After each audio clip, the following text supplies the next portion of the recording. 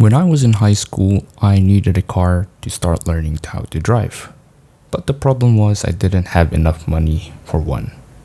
At the time, I was working at McDonald's for minimum wage and I wasn't getting many shifts.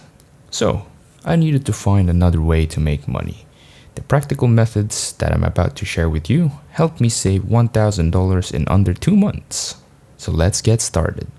The first thing I did was look around my room and identify items that I no longer used or needed. Some of the things I found were in good condition or barely used. For example, I had a Nintendo DS Super Mario Edition, which was still working and very clean. So after sanitizing it, I took high quality photos of it and listed it on eBay. A few days later, I sold it for $120. I then repeated this process with the rest of the clutter that I found. Another tip that helped me save money was cutting down on my daily expenses. I used to buy lunch every day at the school cafeteria, but it was quickly draining my funds. So I decided to start meal prepping at home, bringing my own lunch and snacks.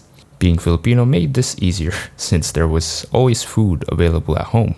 I would simply grab whatever protein I could find and pair it with rice. Not only did this save me money, but it also provided healthier and more satisfying meals. Finally, I began taking on small freelance jobs in my spare time. Since I was pretty good with computers, I offered to help people to fix their computers and also build gaming computers.